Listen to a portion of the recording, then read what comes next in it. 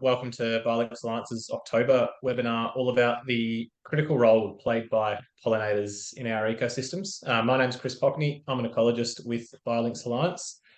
I'd like to start by acknowledging the Taungurung people as the traditional owners of the land from where I'm presenting tonight, and pay my respects to their elders past and present. Extend those respects to all First Nations people across the areas that we work, right across Central Victoria, and those joining us tonight. A little bit of housekeeping before we get into it. So tonight's webinar is being recorded and it will be available online shortly after tonight. So we please do ask that all of you keep your cameras off and microphones muted during tonight's presentation. If you have any questions, please pop them in the chat as they come to you as we go, and we'll get to a Q&A session at the end of Mark's presentation tonight. I'd also like to acknowledge all of our donors and supporters, if any of you are tuning in to this webinar, and extend a massive thank you on behalf of the whole Biodiversity Alliance team. We couldn't do what we do without your support, so thank you. We're really excited tonight to have Dr. Mark Hall from the City of Greater Bendigo presenting for us. We've had a really strong relationship with the City of Greater Bendigo for a long time at Biodiversity Alliance. The council funded the development of our Heathcote Local to Landscape plan, which our Spring Plains Watershed Repair Project came from, which many of you might have heard about. They've sponsored and supported many of our events over the years, including our recent Rewilding Central Victoria Symposium. We are a part of the Greater Bendigo Environmental Partnerships meetings.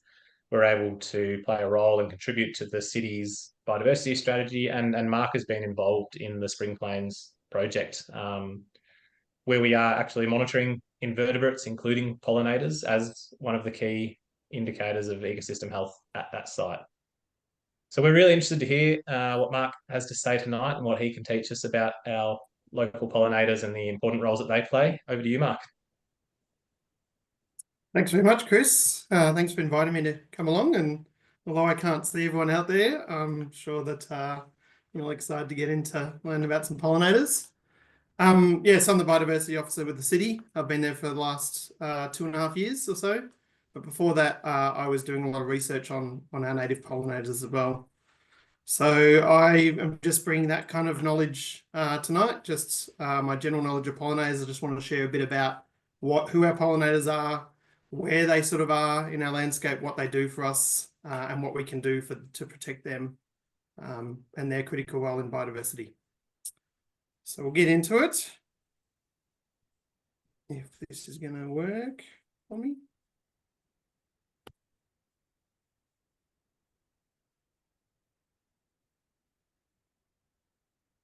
There we go.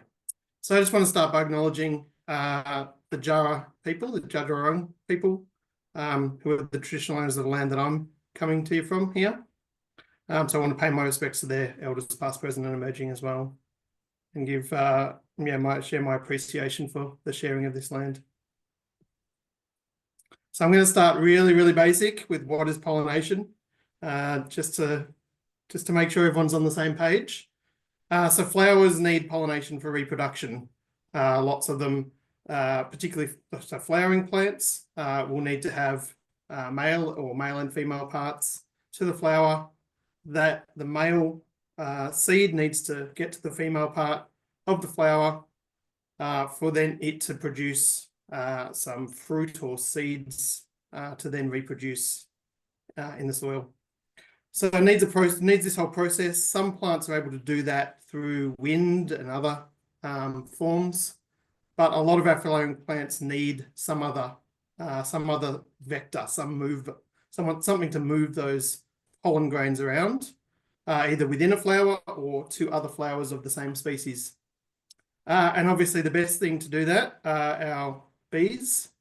They're especially adapted to move this sort of pollen. So you can see on the right there that bee going to the flower, collecting the pollen grains as they go into to get some nectar, getting that on their body, moving that to the next flower, spreading that so that flower can produce.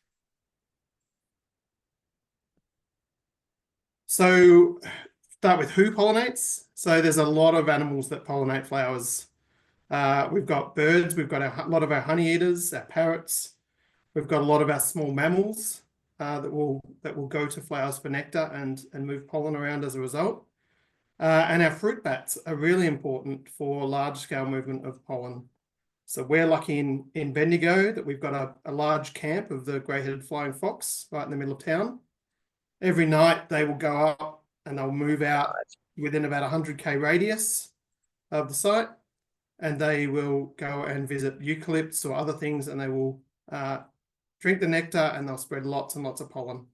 The good thing about them is they travel so far. They're really good at moving that kind of the gene pool of these plants further and further afield. But I'm not really going to talk much about our large animals. What I really want to talk about are the insects that do really the heavy lifting of the pollination there. So we should all be familiar with this one, the European honeybee. It's an introduced species. It's not native to Australia. It was brought into Australia for pollination purposes and because they make honey that we love to eat. They're actually really rare in the bee world in that they are a very social species, what we call a eusocial species. They form large colonies. They live in these, we keep them in hives, but they live in large nest structures with one queen, many workers, some males. And they have a life cycle that goes year round. It's very rare in the bee world that happens. They're largely used for crop pollination because they're a good crop pollinator because of their numbers. We study them a lot, so we know quite a lot about their behavior, their ecology, their movement patterns, their breeding cycles. There's obviously great concern at the moment about the varroa mite that made it into the port of Newcastle in New South Wales, and it's since spread to other areas, including to the northwest of Victoria, into the almonds, where honeybees are transported every year for almond pollination. So there's a bit of concern around what that might do for pollination there. It's important to note that the varroa mite is specific to the honeybee. It will not move to other native bee species or anything. So it's really only a parasite of the honeybee. So we all know about the honeybee, but we actually have more than 2,000 species of native bee in Australia. They come in all shapes and sizes. They're really beautiful to look at. Some are larger than the honeybees, some much smaller. Our smallest is 1.8 millimeters long. Very, very hard to see with the naked eye. Now, I said the honeybee was an odd character. Hopefully everyone saw that, in that they're social. Most of our native bees are actually solitary. So that means they live alone. The female will lay eggs, die, and the young won't even get to meet her often. They'll come out the next season. So they live this kind of revolving lifestyle of generations rather than a colonial lifestyle where they live together. The majority of them actually nest in the ground as well. About 70% of our native bees nest in the ground, and the other 30% in woody structures of some sort. Only about 11 or 12 species that we have are actually colonial, our native stingless bees. They live in small colonies up to around 5,000 individuals, whereas the honeybee, European honeybee, might be 50,000 individuals. So much smaller colonies, but they've evolved that colonial life cycle as well. They also produce a little bit of honey, although nowhere near as much, but it does have very good, it tastes really nice, it's quite viscous, and it has really good medicinal properties, apparently. So it's what the indigenous cultures would have called sugar bag bee, for those in the northern parts of the country. The important thing about our native bees is that they've co-evolved with our native flowers. So there's particular groups of native bees that have evolved with certain plant groups, mostly those in the Myrtaceae and the Fabaceae. So your peas and your eucalypts, your banksias and other things. A lot of our native bees are much better at pollinating those kind of things. We also have a lot of range of native bees. So you're not relying on one individual species. You've got a range of species that have, some have long tongues, some have short tongues, Some have very hairy bodies on different parts of their body, and this helps them move pollen around in different ways and visit different types of flowers. These are some of the native bees that we have here. The one in the top left is a resin bee or a leafcutter bee, the Megachilidae. They, as their name suggests, oops, I'll go back. As their name suggests, they the leafcutter bees are the ones responsible if you in your garden you see these beautiful half semicircles cut out of your leaves, maybe on your rose bushes or other things. That's a leafcutter bee that's using those to provision their nest, to make their little nest cells. Resin bees, you'll know if you have an insect hotel, they seal off the entrance to the insect hotel with plant resins and things as well. So they get these to help stop predators and parasites coming in. The one in the middle, at the top, is a teddy bear bee, aptly named, given it's so large and looks very cuddly. We tend to not get them as much down in Victoria, mostly New South Wales and Queensland, but some into northern Victoria sometimes. The top right hand is a cuckoo bee. As with the cuckoo birds, these bees actually lay their eggs in the nests of other bees. And typically those bees are these blue banner bees in the bottom middle that this particular species of cuckoo bee will lay their eggs in. Now, the blue banner bee is one that hopefully people are familiar with. They're quite common, they're quite large, so you can see them.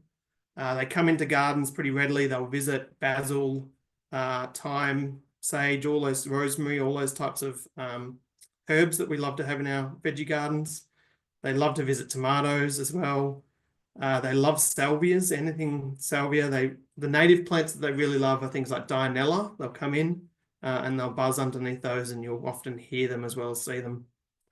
And one interesting thing that they do is this little inset photo here is a group of male blue banded bees that are all roosting together at night.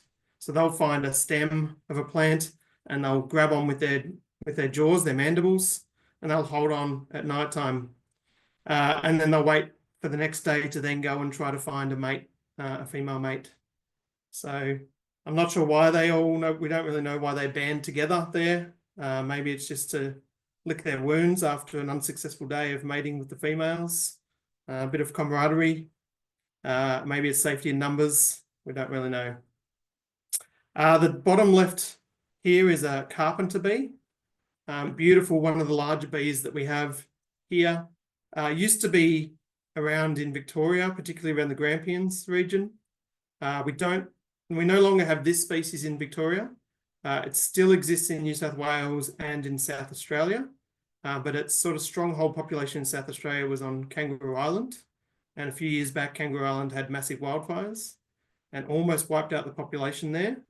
And if it weren't for some researchers at Adelaide, at some of the universities in Adelaide, it would have probably gone extinct there as well. But they went and put out a whole lot of artificial nest structures for them and helped them recover, which is great. The bottom right-hand side here, this one that looks a bit like an ant. I don't know if you're actually seeing. You can see it behind this. This one in the bottom left is a stingless bee. So that's the one I was talking about before. Very, very small black bees live in hives, so they're great to actually sit and watch. But they look more like flying ants than a typical bee, I suppose. Then you've got all sorts of wonderful behaviors here going on. I'm going to minimize that in case. Here's your leafcutter bee actually cutting a petal from a flower. So they could use leaves or they could use petals. So that's going to go on and provision its nest with that. Here's some ground nesting bees. So a lot of our ground nesting bees live alone. So each one of these burrows will go down to a separate sort of cell.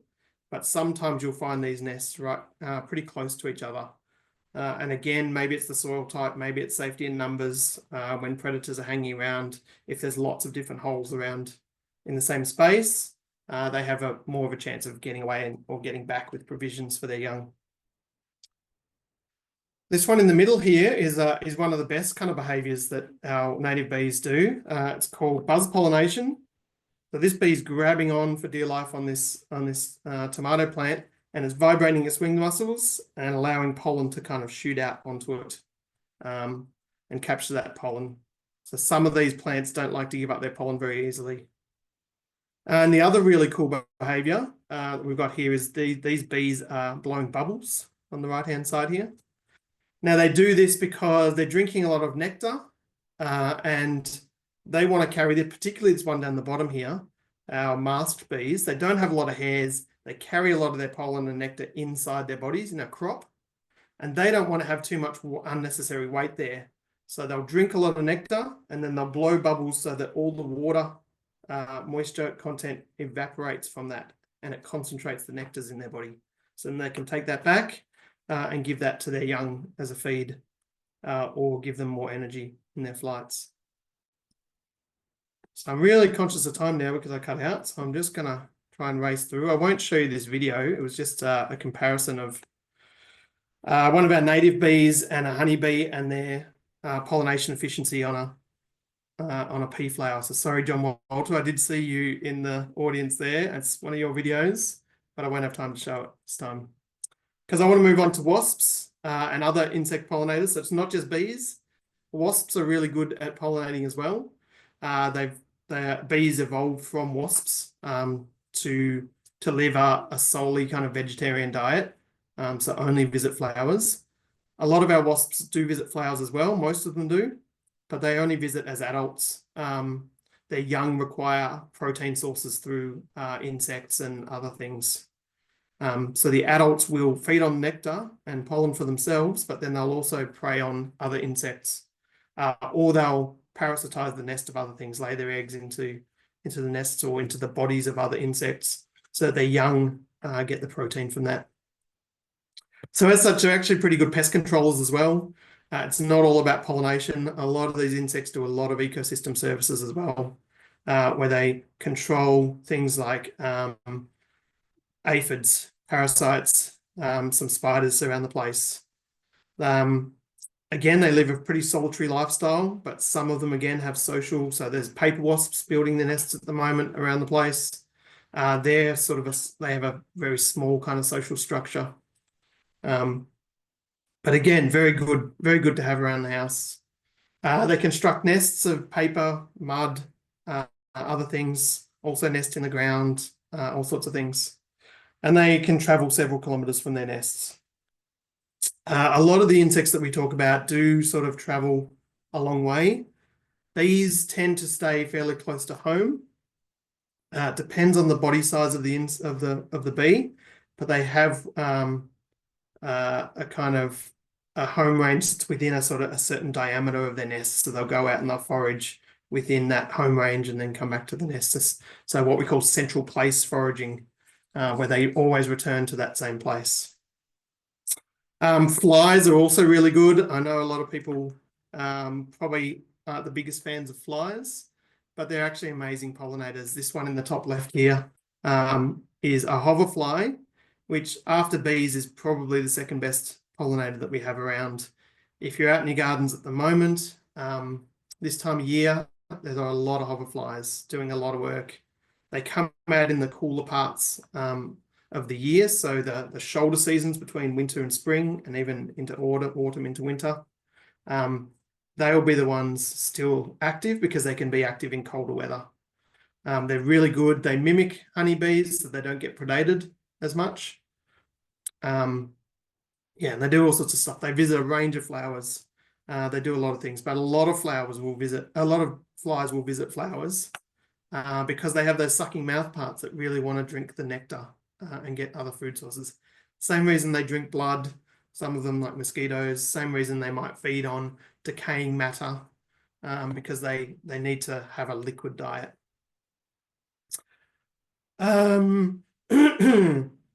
Yeah, there's one that even feeds exclusively on wombat poo, which is pretty interesting, I think. So they're very good at breaking down some of these things in nature as well. They break down dead carcasses, they break down waste products. Really good. So yes, some can be a vector for disease, But on the whole, they're actually very, very useful things to have around in our gardens, in our bushland, particularly moving those nutrients through the system. Butterflies and moths, really important pollinator group, really showy. Again, at the moment, there's been quite a few pollinators around. The caper whites are certainly out in big numbers. I've been seeing some of these ones in the bottom left here, these satin foresters. They're visiting a lot of my xerochrysums, my sticky everlastings at the moment. They seem to love those ones, as well as lots of other things. So they're around at the moment. I've been seeing a range of different ones. Moths, again, come out at night time, really important for nocturnal pollination. So you've got the butterflies that mostly come out daytime, moths that usually come out at night time, tend to pollinate different things in the environment. One of the important things about butterflies particularly is that they can migrate large distances. So again, you have these large scale potential movements of pollen. They, again, feed primarily on nectar, but also capture lots of pollen on their bodies. Some of them have strange behaviors, like the Eltham copper butterfly lives, so they feed on a range of plants, but they feed on sweet Passaria in particular. They lay their eggs at the base of sweet Passaria plants, wherever there's a particular ant species or a group of ant species called Notoncus ants. They'll lay there. The caterpillars will grow. They'll feed exclusively on the leaves of the sweet Passaria, and the ants will actually shepherd them up at night time, guard them while they're feeding, so they're not getting predated on.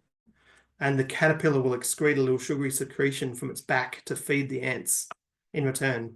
So it's a really interesting kind of behavior. A lot of them have evolved. A lot of our insects have evolved these kind of relationships with things that can be quite complex at times. Male butterflies will do something called hilltopping. So in the spring months and summer months, all the males will fly up to a high part of the landscape and in search of a female. So you'll get these masses of butterflies at the tops of hills and things. So it's worthwhile when you're going to high points, really looking out for those big groups of butterflies. It's pretty amazing to see. We've got beetles as well. I'm not going to go into them too much. They make up a quarter of all known animal species, so they are super important for all sorts of things. They are actually amazing pollinators as well. A study that we did up in the Atherton Tablelands in Queensland showed that they actually carried more pollen of certain sort of crop species and things than some of our other native pollinators. So really important. They do lots of things. They congregate on flowers. They mate on flowers. They have the potential to move a lot of pollen around, but they also do a lot of things. They eat a lot of other foods. They eat a lot of waste products again. Dung beetles are really important to have in the landscape to break down waste products. Ladybirds are great, or ladybugs. Great for pest control like aphids. All sorts of great things. So that's our main sort of groups of pollinators that I just wanted to run through, just so you know that there's more than just bees out there doing the work. There's so much of our activity in pollination happens from lots of different insect groups. And they're not only doing pollination, they're doing all sorts of other ecosystem services out there in the bush. They're improving soil quality. They're doing all sorts of things. So why are diverse pollinator communities important? Well, because we have lots of native plants. We even have introduced and food plants that require pollinators. And lots of our insect groups need to visit flowers, at least at some stage in their life cycle. So it's a really important food source for pollinators. And then pollinators do the great job of making sure that there's reproduction happening of those plants. And they play these various roles in pest control, waste removal, nutrient cycling, the works. So when I talk about ecosystem services, just briefly, in case people don't know that, that's all sorts of these things. It's basically ecosystem services are often talked about what insects do for humans. It's kind of a pretty simplistic way of thinking about things, but essentially it's about the interactions of all the different parts of the landscape, from the tiniest microbes through to solar energy and other things that help ecosystems thrive, that help all the balance of all the plants and animals. and other things there. So it's all those things like disturbance and decay and engineering of the land and water purification. Yeah, so all the things that we need to combine together there. And pollination is just one of those things, but it's quite an important role in there. So where do pollinators live? Really quickly, they can live anywhere. They love to live in sort of grasslands. They can live in shrubby understory at any level, really, from the ground right up to the canopy. You'll find lots of different pollinators, and lots that even go high up into the sky, looking for other things or migrating. So you'll get them everywhere. You'll get them in every continent on Earth. I think, except Antarctica, there may be a fly species that inhabits Antarctica, but there wouldn't be anything else. Flies are the only ones that would inhabit very cold landscapes like that. But they really live everywhere, including when we look at our sort of typical central Victorian landscapes, where you've got bushland areas that are quite isolated. You've got grasslands, if you're lucky, around. You've got roadsides, you've got waterways, lots of agriculture, grazed or mown sort of areas. You've got a lot of human residences around. Pollinators will inhabit all of these spaces, and you'll get different pollinators in different places there. As long as there's food resources for them, if you've got native plants for them, you've got nesting sites in the ground or in cavities, and if you've got a water supply for them as well. So some will need water. A lot of them get it through the nectar. It's really important to have some nesting supplies as well. So really the crux of it, how can we help our pollinators? There's many ways, and it's pretty simple to help our pollinators actually. Some of you may have heard about the Melbourne Pollinator Corridor, where a group in Melbourne were trying to join the Royal Botanic Gardens to Westgate Park. And they're doing that through kind of trying to link up people's residences and garden space. Now it's in a city, so there's not a lot of garden space obviously there, but any little patch, maybe a nature strip, maybe decking areas where you can put pots out with flowers, all sorts of things where they're trying to improve the habitat and give a sort of a linkage for pollinators to be able to move between these sources of more intact environment for them. So creating those sort of corridors is really important. I'm not going to go into the work that I did with the Upper Campaspe Landcare Network here, but we worked on a project as well, trying to connect rural landscapes, which if anyone's interested, I can certainly give you more information about that. But the crux of it really in terms of creating these corridors or beescapes or pollinator landscapes is to do these sorts of these 5 things for planting. Is you want to plant a high diversity of important plants for pollinator nutrition and health. So the more diverse the plantings, the more likely you are to get a diverse pollinator community, because they'll all feed on different things. They'll be attracted to different colors. They'll be attracted to different size and shapes of flowers. They'll be able to inhabit different strata. So you really want to have plant diversity. You don't want to create a monoculture. You don't want to have a Macca's society for pollinators where they're only visiting one thing and getting really unhealthy, like the almonds with the honeybees. They tend to get pretty unhealthy feeding on one source of food for a while. So give them lots of different food. Create floral corridors between flowering resources, so to increase your chances of getting them moving across landscapes. If you're on a farm, or even if you're in your garden, try to make sure that you're linking up these resources so that even the smallest bees that can only fly tens of meters can reach those other resources. Some of our bees can fly several hundred meters, a kilometer maybe, but it's really important to have resources close by or linked up in some way. Choosing native plants is really important. As I said, a lot of them will also feed on some of our introduced species, and particularly veggies and herbs and things in our gardens, but a lot of them need native plants. It'll attract more pollinators, and you won't get an abundance of things like honeybees around. You want to have a minimum of, say, 3 plant species that bloom in any given time. So spring, summer, and autumn particularly. You want to have at least 3 species. So that diversity is important, but even if you have a small space, make sure you have 3 different sort of plant species that bloom so that the insects are able to visit a number of things. Winter, not so important because a lot of things go into hibernation. They'll go a bit dormant. So you don't really need to worry too much about winter, but it is also really nice to have some flowering things in winter. Certainly it's great to see some of those flowering plants at the colder times of year. So select a wide variety of wildflowers and shrubs. As I said, many colors and shapes. Try to attract as many different things as possible. We don't always know exactly what they'd like. There's some species that will be specialists as well, that will only go for particular flower types. So you want to make sure you got a wider variety as possible, because you don't want to lose those rare species from the landscape that might only visit one or two species of plants. So we talked about this, the flowering plants, really creating sort of hedgerows and things is important, and windbreaks on farms you can really incorporate.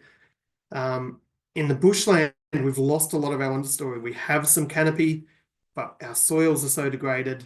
We've lost a lot of our understory. We get a little bit of wildflower season this time of year. We might get a few things like xerochrysums and maybe, some of the chocolate lilies and bulbine lilies and other things coming up.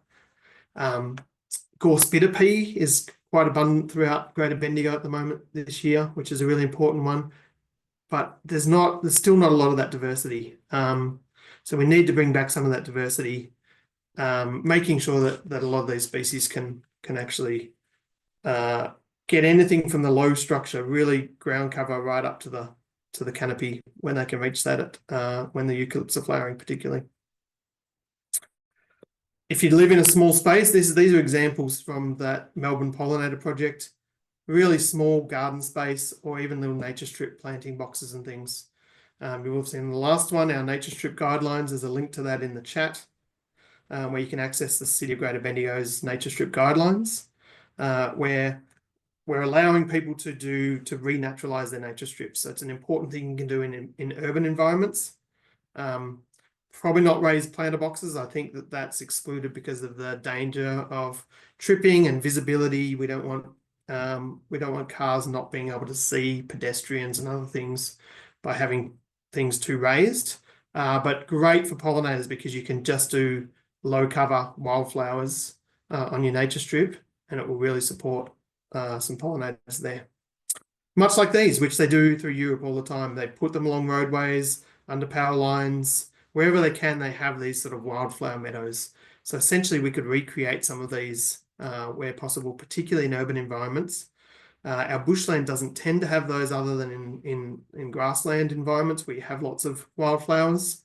But restoring that kind of thing is really crucial for pollinators as well. So the question will be, obviously, which plants? There's no silver bullet to this. Really, it's about what you want to support. So do you want to support the most diversity of things? Do you want to support rare species?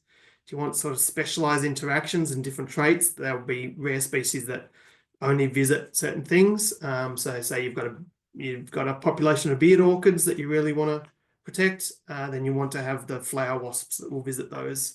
So you want to make sure that you're encouraging the right sorts of things for those. Maybe we want climate ready species. Maybe there's a few species here that aren't going to cope with our changing environment.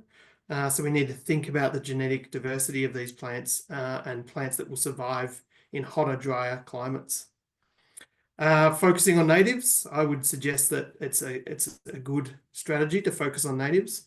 But also in my gardens, I do have some introduced plants as well that are really beneficial. I've got a whole garden of salvia that I put there specifically for the blue-banded bee, for instance. And different strata and across seasons. So making sure that you've got plants at different heights, different things for people to visit, different things flowering throughout the year. So all these sort of questions when you're thinking about how to restore bushland or how to restore your gardens or other areas that you want to do for pollinators. There's all sorts of plant guides out there. We have one again in the link at the end for the Indigenous plants of Bendigo, and a guide on wildlife-friendly gardening. So it will tell you a range of different plants. But often the eucalypts are great. Things like Banksia, Grevillea, Hakea, all those sorts of things.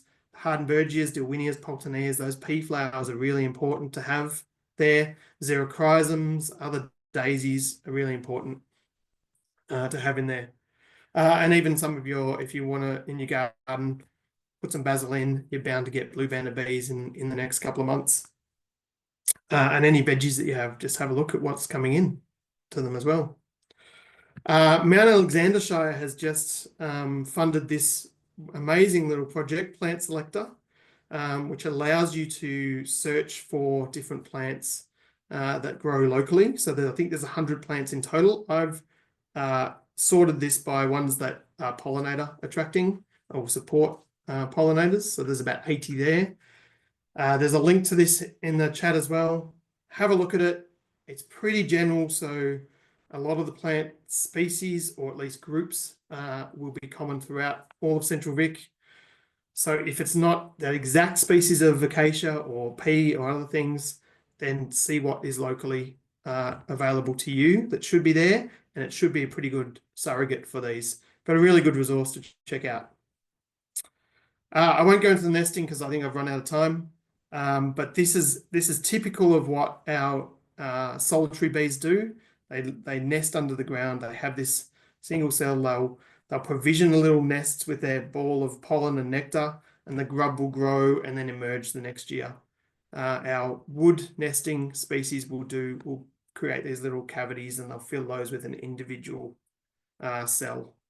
And the life cycle might take a few weeks, might take several months. They'll go into hibernation over the winter typically, and then emerge the next year.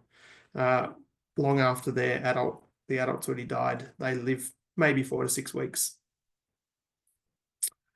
So the reason we mentioned nesting though, and the importance of that though, is because we need to provide a lot of nesting substrates for them as well. Providing nests in the ground. So we want permanently undisturbed ground because they have to nest there for quite a long time. You don't want to continually turn over your soils. So in farming landscapes particularly, you don't want to turn it over. You want to have some pretty solid things. When they're in your garden, for instance, they'll be next to paths or hedges or under rocks or other places where they're not likely to be disturbed. Some need bare ground, some don't mind getting through your mulch, but don't mulch everything. As with everything, diversity is the key there. The ones that live in woody structures, this is a leaf cutter bee bringing a leaf back to its nest. These ones are chewing around the edge of the, at the bottom there, chewing around the entrance hole, probably putting some plant resins and things around to stop parasites and things as well. Making sure that you have some pithy stems like reeds. If you're getting rid of blackberry, for instance, maybe cut some of the canes to about 20 centimeters, bundle them up so that some bees might make a home out of those. And other wooden sites that you could have. Artificial ones you can put in, like bee hotels, as we call them. Please don't go and get the ones from Bunnings or Aldi or whatever that aren't particularly well made. Better off making your own, making a community event out of it. There's a lot of pros to this. You get to look at bees and other things visiting. They're really easy to make. They're movable and removable. They can look really good. I just did a talk last weekend where we made some of these ones with PVC pipe and canes. Super easy to do. You just grab some canes, make sure again they're about 20 centimeters long, because you want to make sure that you're not changing the population dynamics. A lot of bees will lay females first and then males. So if you don't have them long enough, you're not going to get that balance right because the males come out first and wait for the females. Make sure the holes aren't too big. You want to have small enough so that the creature you want in there can just fit and be quite snug. You don't want these big ones that are going to attract spiders and cockroaches and other things. Some of the things to be aware of is that they concentrate bees and other insects. You'll get spiders, you'll get wasps seeing all of these nest holes and trying to lay their eggs in them. So you might increase the risk of parasites and pests there. Favors certain species, you'll get more, maybe some of your megachilys in there, your leaf cutters and resin bees. You might get some masked bees, but you may not get all the species that you want there. They only really cater for certain species. So that's just some of that. Super quickly so we can have some questions. Sorry. Get involved in getting out there and looking for things as well.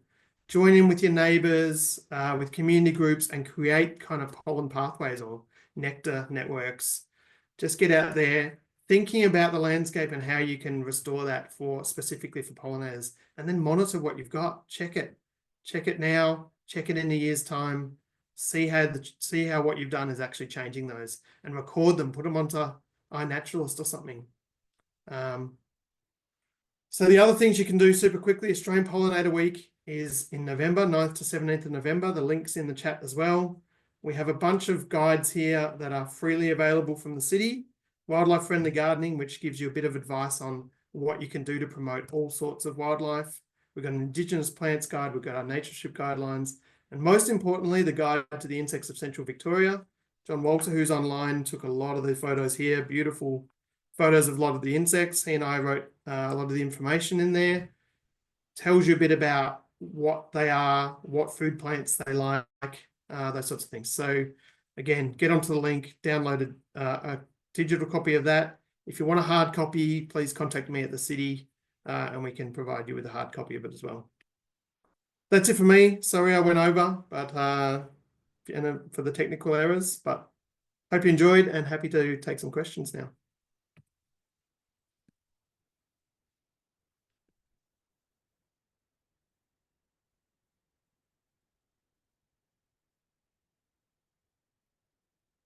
Thanks, Mark. We do have a few questions on hand. Do the flies that strike livestock on farms or blowflies also have a role in pollination? Yes, to an extent. You do see some of the typical sort of blowflies on flowers in the bush. So they do visit flowers. They will also obviously visit livestock and probably consume food, animal wastes and other things there. So they're not solely visiting flowers, but they will visit flowers as well. Cool. And for the butterflies and moths that do hilltop, is there a distracting effect of light pollution, industrial lights, that sort of thing? Oh, that's a good question. I mean, generally with insects, yes, light pollution is an issue, particularly nocturnal species. So it does change behaviors of things. I'm not aware of it specifically affecting hilltopping.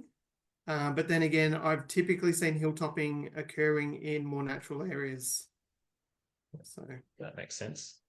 We've got a three-part question from Alison.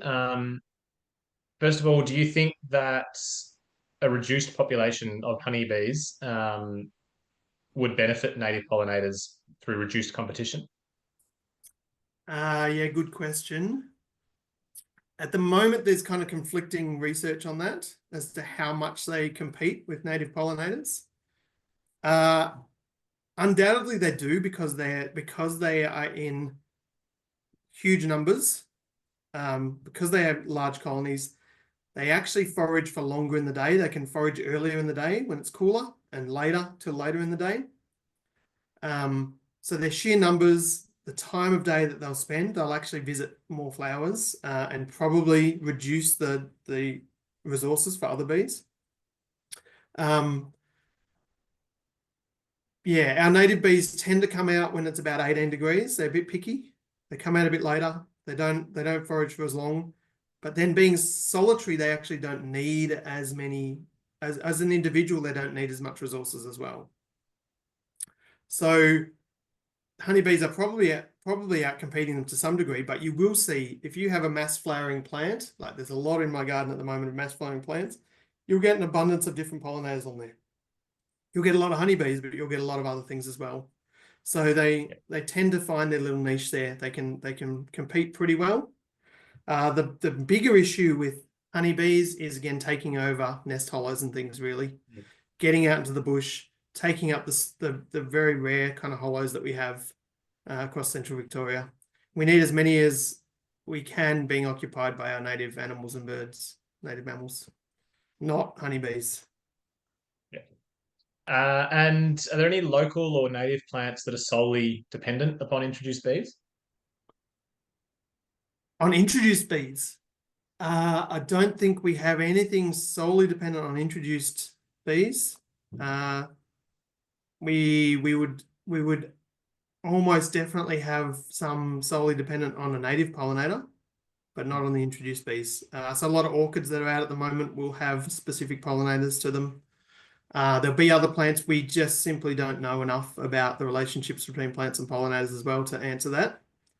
But the honeybee is a general species, so it'll go to everything. And typically the plants that have evolved to have one particular pollinator, it'll be a native species there. And are all subspecies of the honeybee vulnerable to Varroa? I believe so, but I can't say definitely. But I believe wherever there's honeybees, no matter what the subgenera is, and there's Varroa, the Varroa have been attacking those populations.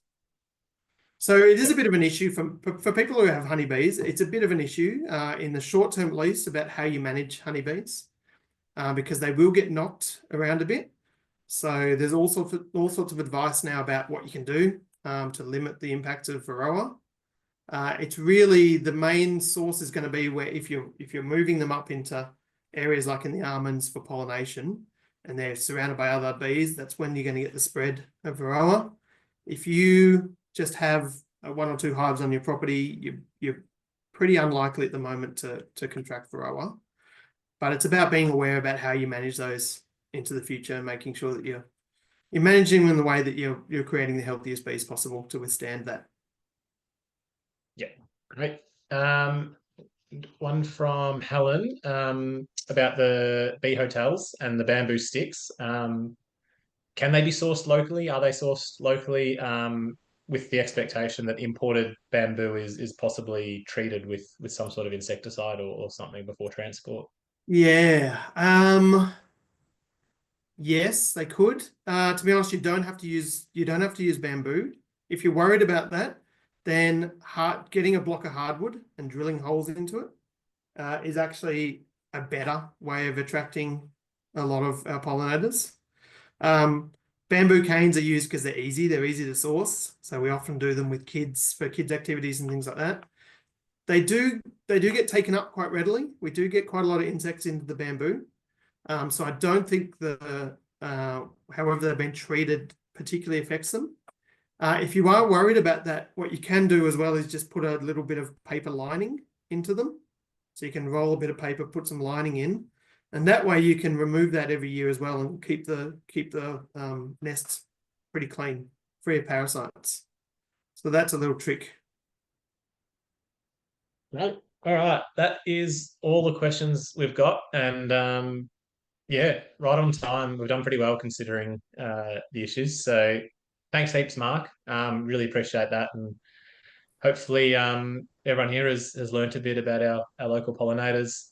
Thanks to everyone for tuning in. As I mentioned, yeah, we'll be sharing this recording shortly to all of you who have signed up and to all our subscribers. And if you want to keep in the loop of what we're doing, you can sign up to our mailing list, which I think is a link in the chat. And if you had any further questions that come to you later on, I'm sure Mark would be more than happy to cop some emails or feel free to pass them on to us and we can pass those on to Mark as well. Yep. Yeah, thanks again, Mark, and thanks everyone for tuning in. No worries. Thanks very much.